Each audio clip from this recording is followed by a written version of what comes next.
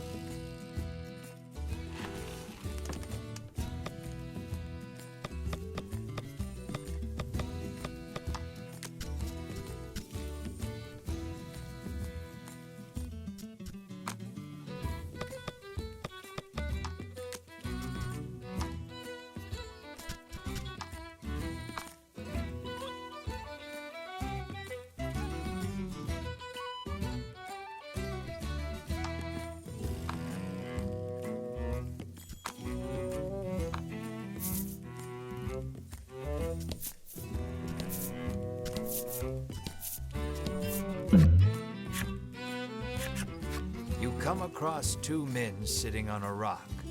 They take no notice of you or the party, but you can hear their fervent discussion. You listen in and deduce that they are a pair of thieves. You lean in, trying to hear what else the thieves are talking about. You catch pieces of the conversation here and there. I hid the goods. Head south just before the bridge. No, whatever ye do, don't go into the bewildering wood. It sounds like they've just told you where to find their stolen loot. You hastily grab a scrap of paper, write down what you've heard, and quietly sneak away.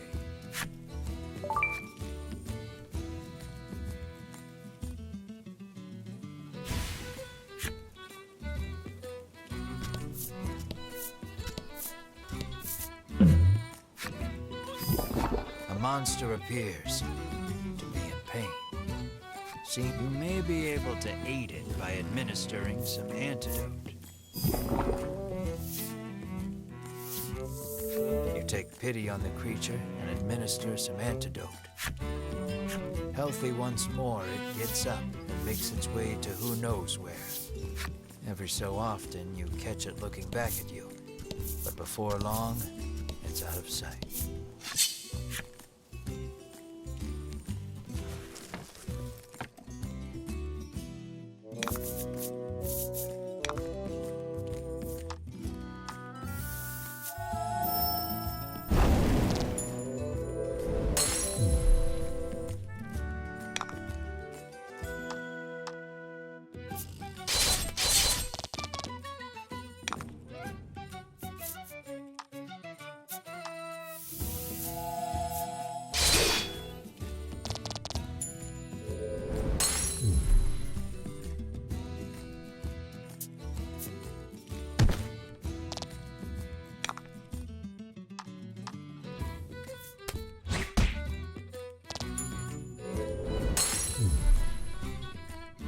You did great.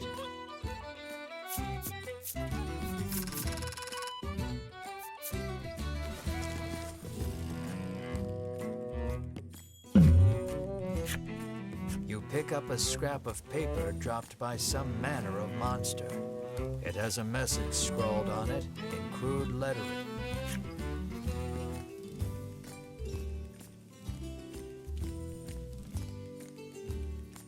Clearly, whoever dropped this message did not want to forget where the stolen treasure is hidden. You stash the scrap of paper in your pack and resolve to keep an eye out for the treasure on your travels.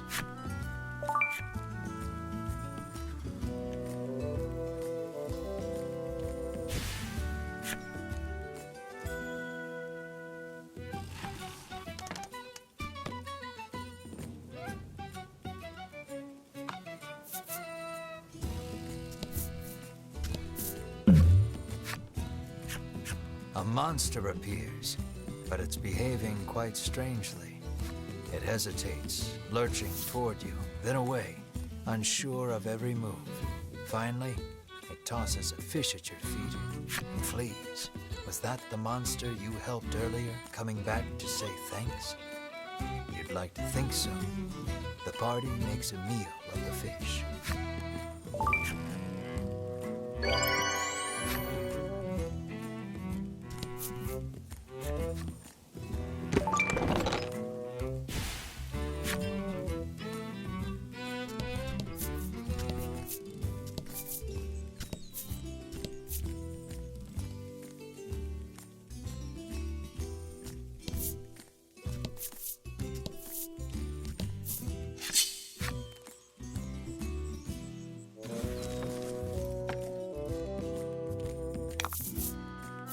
About the enemy.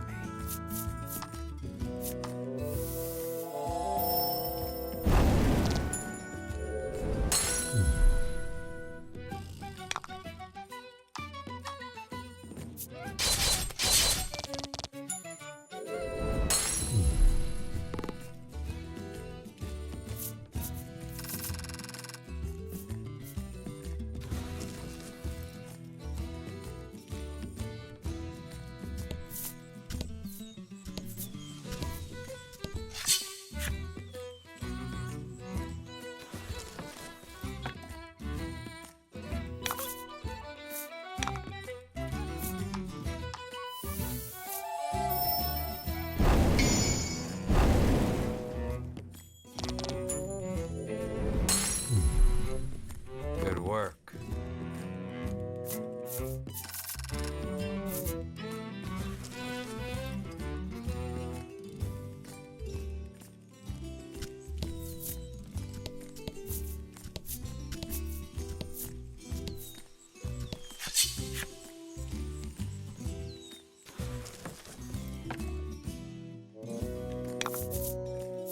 About the enemy.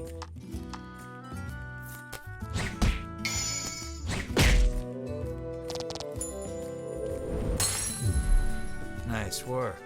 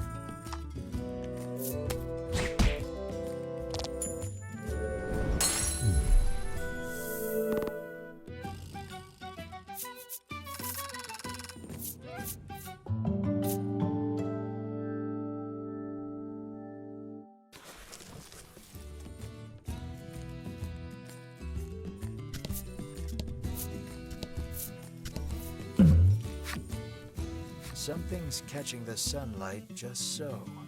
You move closer to get a better look at it. You find a chest lodged in the hollow of a tree. Something about this feels familiar. You fish a note out of your pack. Sure enough, this is the location those thieves mentioned when you were eavesdropping. Quite convinced you've found their stash, you open the chest with a self-satisfied smirk on your face.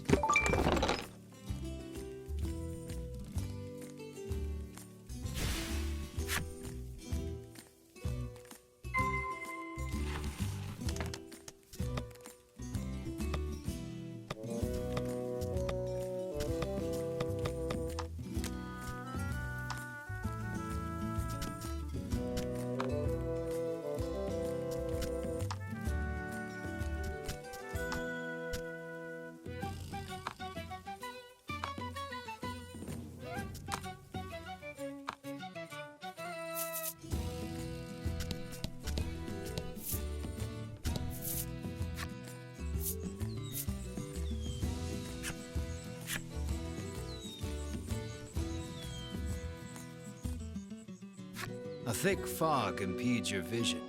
You surmise this is in no small part why they call it the Bewildering Wood.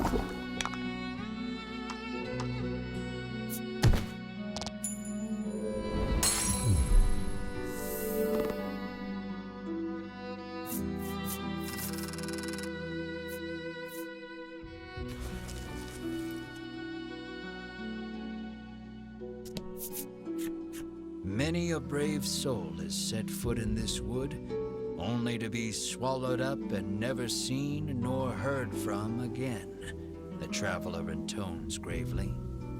They also tell of a certain tool one needs to get through this place.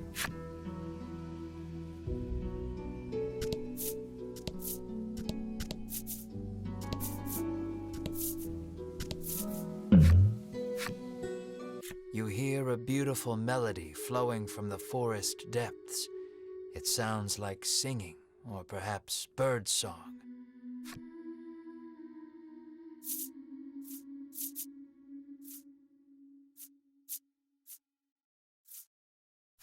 As if drawn in by the voice, you head deeper into the forest, where you find a woman playing a stringed instrument. Why won't the right words come to me, she laments, her fingers stopping on the strings. Hearing her sigh, you offer to help her with her song. Very well then. Please finish this verse, she responds, then begins to sing.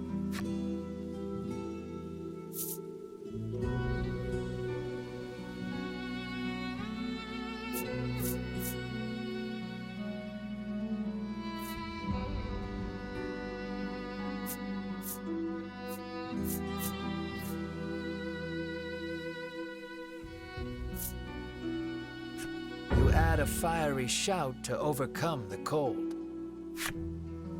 Taking your words as ridicule, the woman's eyes suddenly grow dark. How dare you insult my song? You will pay for this atrocity in blood, she exclaims, then attacks.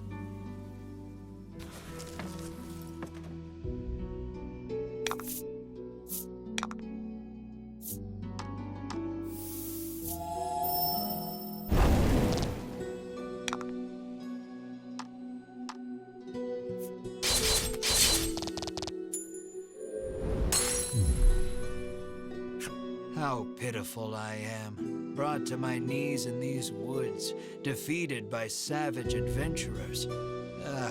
What an epic song that would be. You did great.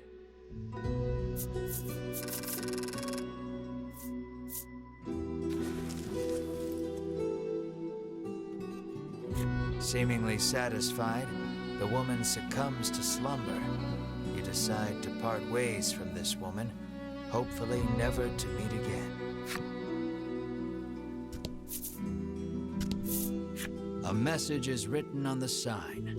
Seek out the Force Stela hidden deep in these woods.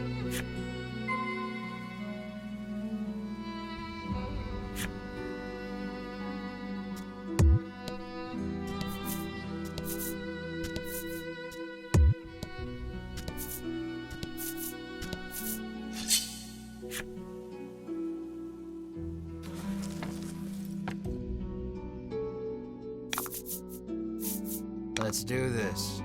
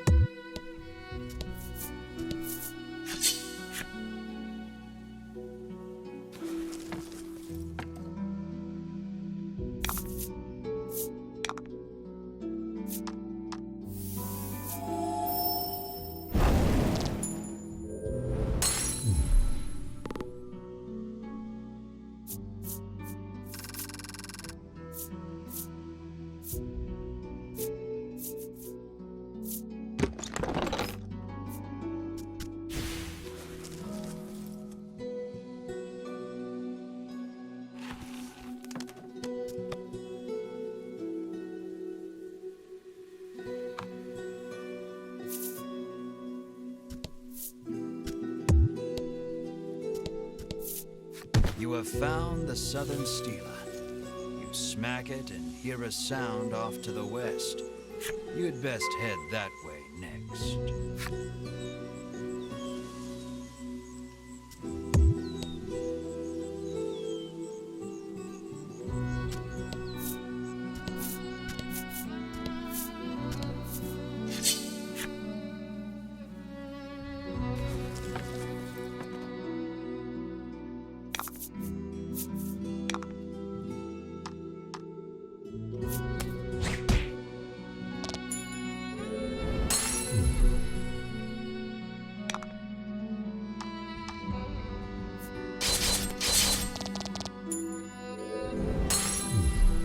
You did great.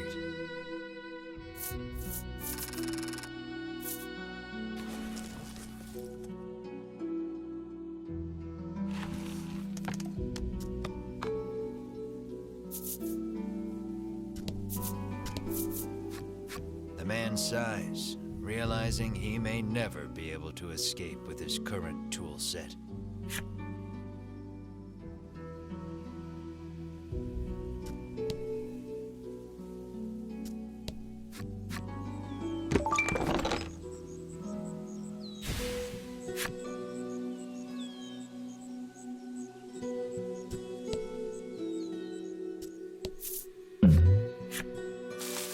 Trees bearing very solid-looking nuts whip to and fro in the force of the gale. This doesn't bode well for you.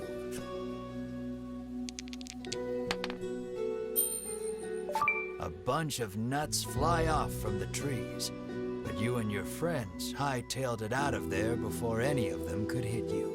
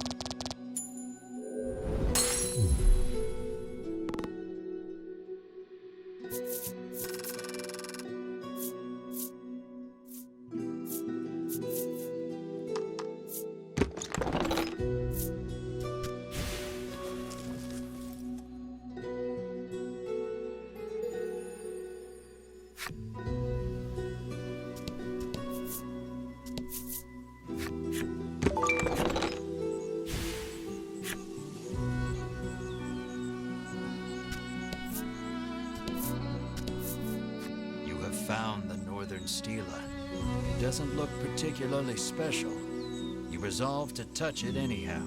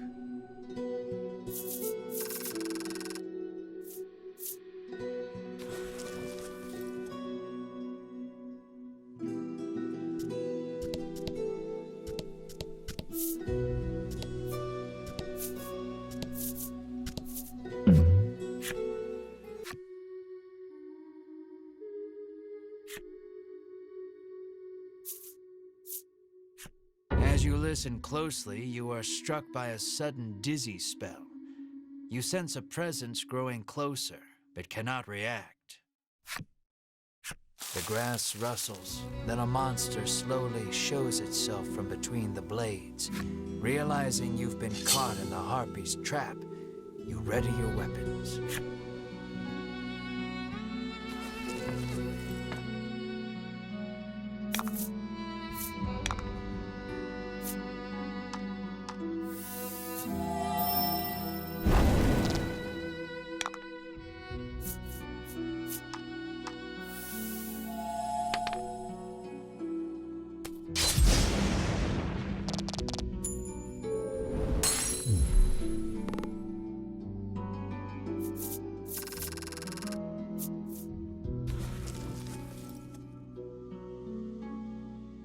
For some time after that, you find yourself trembling at the mere sound of a bird's tweet.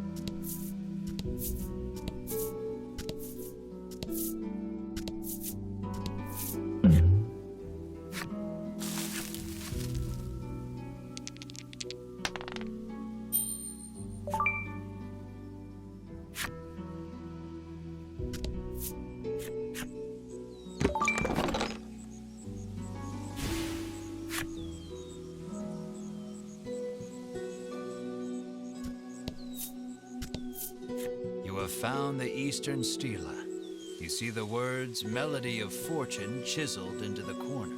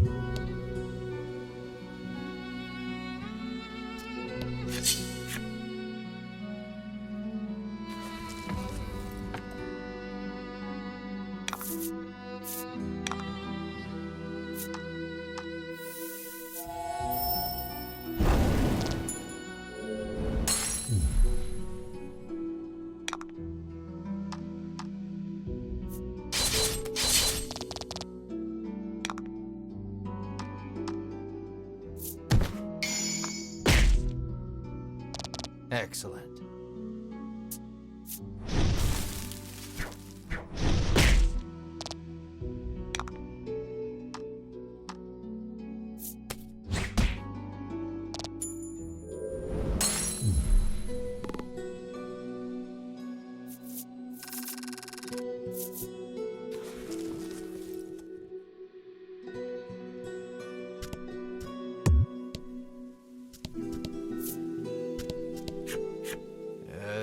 The next Stela is, you hear someone murmuring. It sounds like a man, but you can't really be sure in these woods. woods.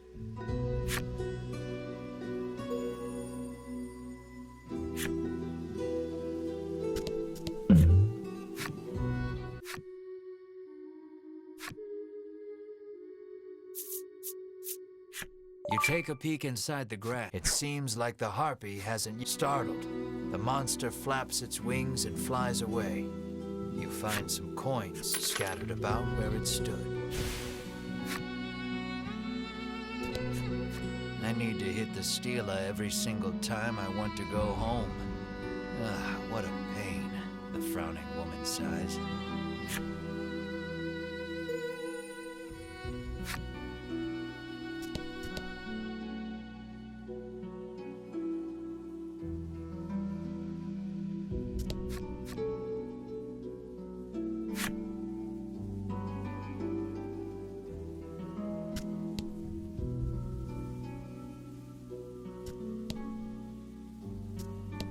You have found the Western Stela, which you swear up and down was not here when you came in. Nevertheless, you give it a smack. You have found all 4 of the Stela in the Bewildering Wood. On a perhaps related note, you hear a sound emanating from the east.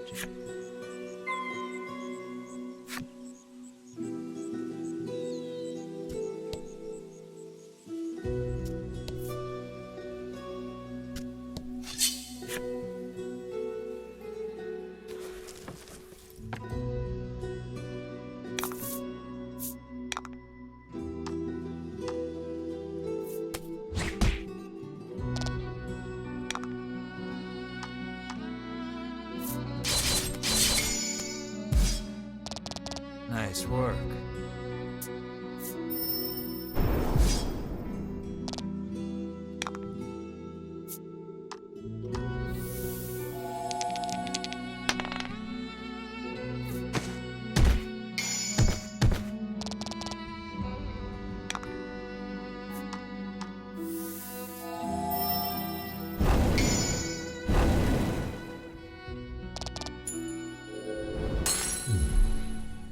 You did great.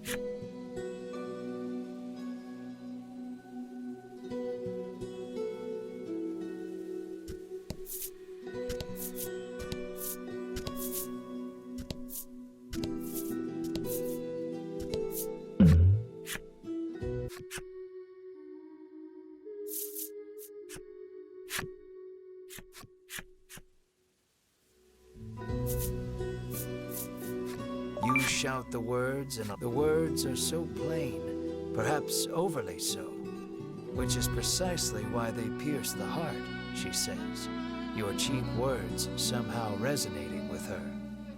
She entreats you to let her use your lyrics, imagining the royalties.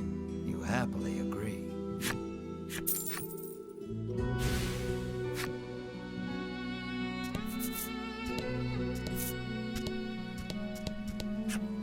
You examine the stela.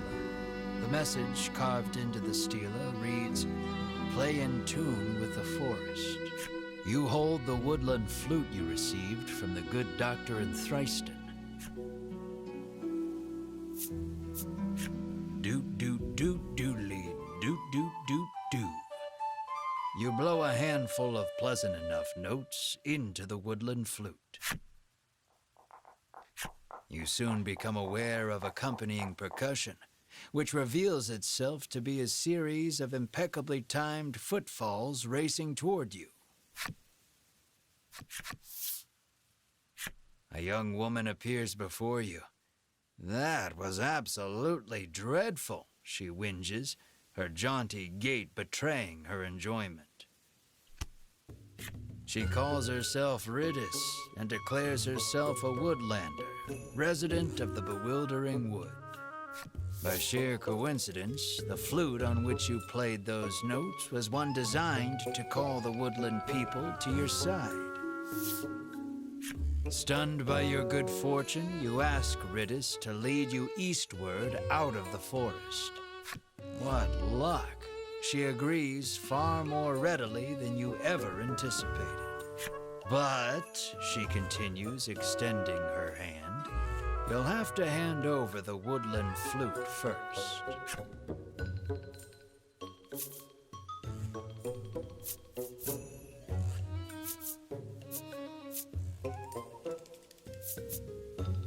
You hand over the flute, firmly restating that she may have it on the condition she leads you out of the bewildering wood. Riddis plucks the woodland flute out of your hands with glee and begins playing it as she skips away.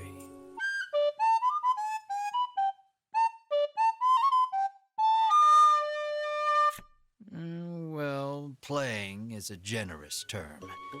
It sounds as though she may as well be murdering the poor thing.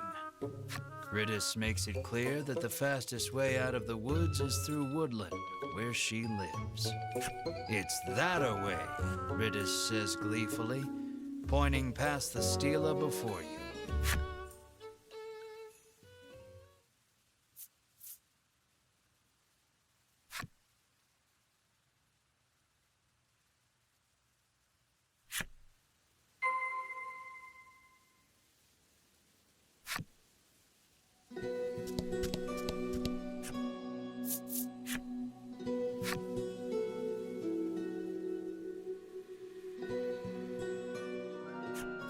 Welcome to Woodland, Riddis says, gesturing out over the village.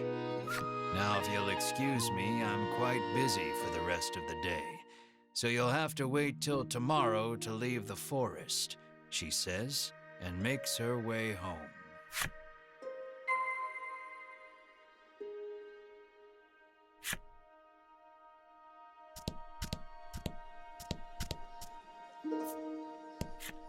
Welcome to the Forest Oasis, the man greets you warmly.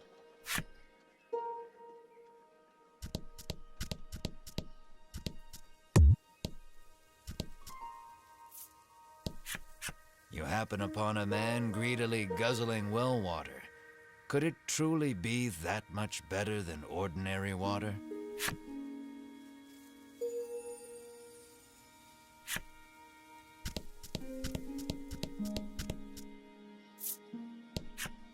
Apparently, she's heard rumors of the dragon destroying another town somewhere. Our village would burn down so easily, she mutters, perhaps a bit more afraid of the symptom than the cause.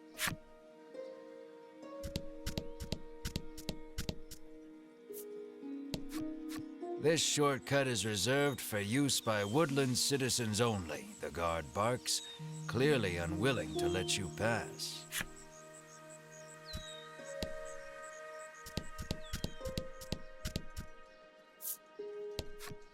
You learn that Riddis's family is mired in debt and living hand to mouth.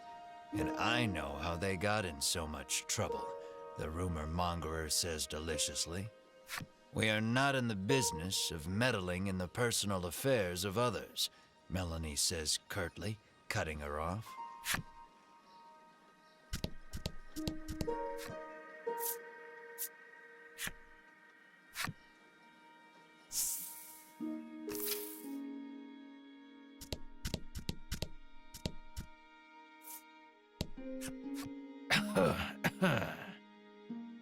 You take note of a woman who appears quite ill.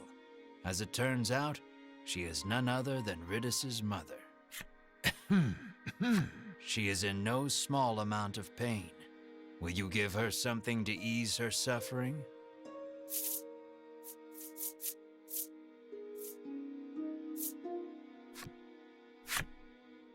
The item you've proffered has no effect on her illness, but I appreciate the thought all the same, she says with a smile. Riddis's mother hands you mysterious card 3 as a token of her gratitude.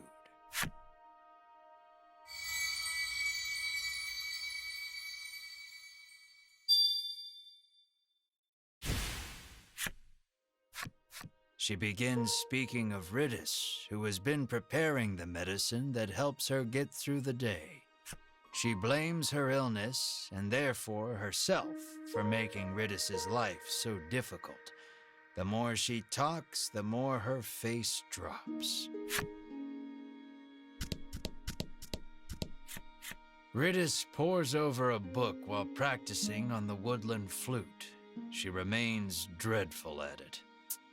The instant you begin speaking, she nearly leaps out of her skin and hides the book. She somehow hadn't noticed you. I thought you were the debt collectors. You can't sneak up on me like that, she stammers, struggling to regain her composure.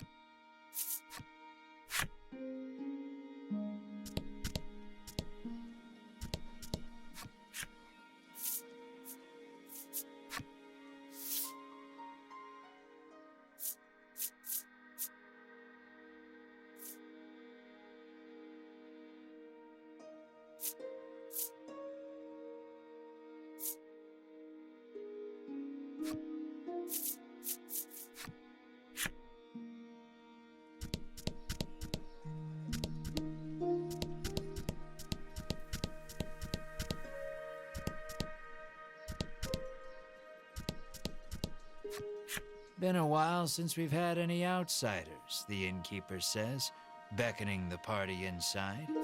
It turns out this inn is simply a place where the poor, lost souls trapped in the bewildering wood may recover. You may stay as long as you like, free of charge.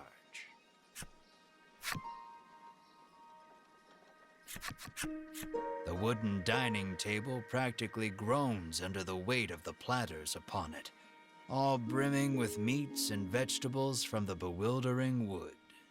I've certainly earned this, you say to yourself, as you slide into your seat at the table, positively drooling over the feast before you. Melanie takes no note of your boorish behavior, uttering a small prayer of thanksgiving before reaching for a plate of vegetables. Mar sits, eyes fixed on the food upon the table, statuesque in his stillness. What a good boy.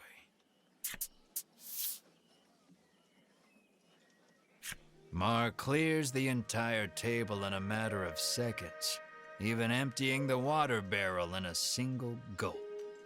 He lets out a self-satisfied burp that sends a small jet of just drank water arcing out onto the floor. The sun sinks low, and the day draws to a close.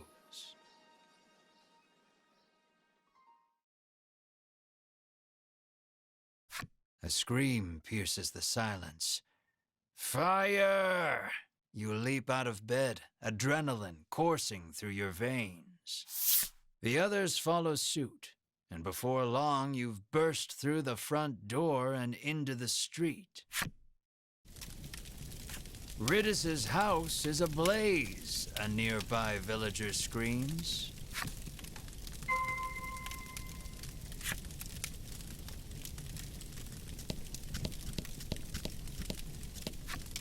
My mother is still inside, Ridis shrieks, darting past you to fetch water from the well south of the village.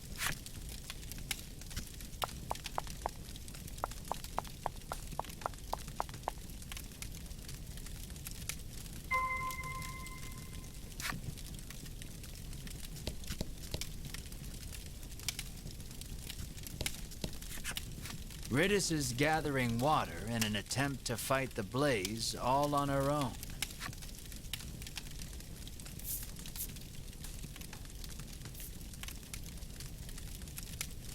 Melanie tosses a nearby bucket into the well and hauls it up by the rope. But she hasn't the strength to raise a full bucket out of the well. She releases the rope and examines her raw, reddened hands. None can say she did not try.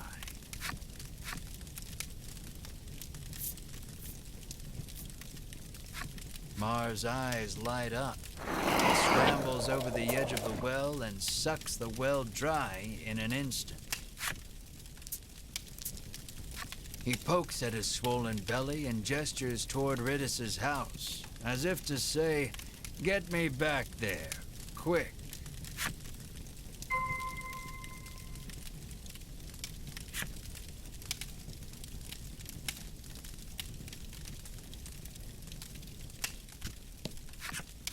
Mar douses the house with the water he sucked up from the well. The fire is reduced to mere embers, and all is well.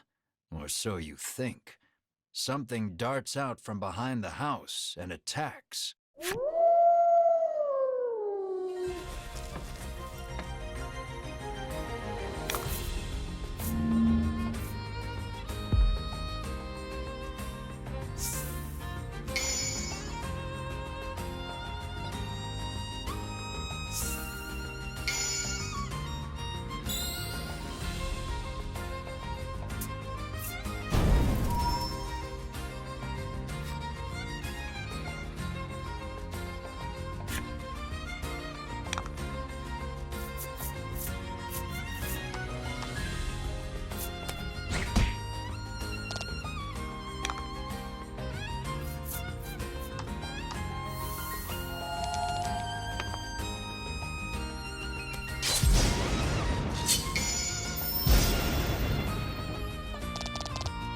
Nice work.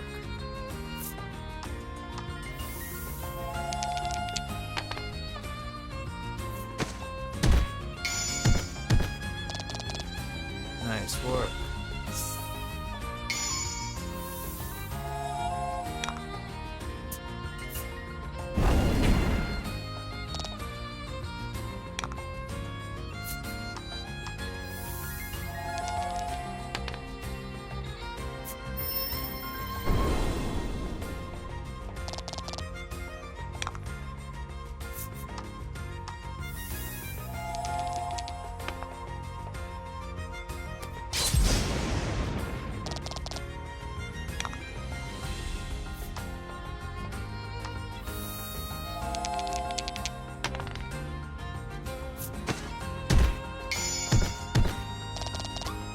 That was lucky.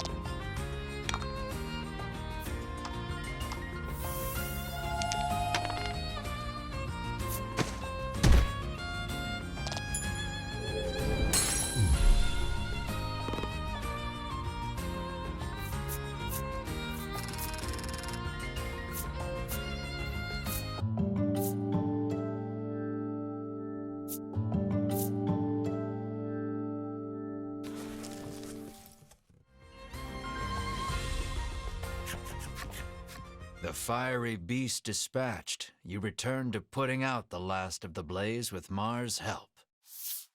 Ridus's mother, now safe, tells you the creature came out of nowhere and set the house aflame. What would bring a creature of fire to a place like this, you wonder?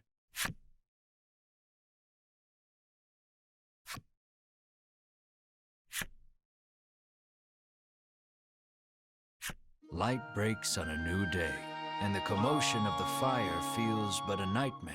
You lead your party to Ridus's house to ask for safe passage out of the bewildering wood.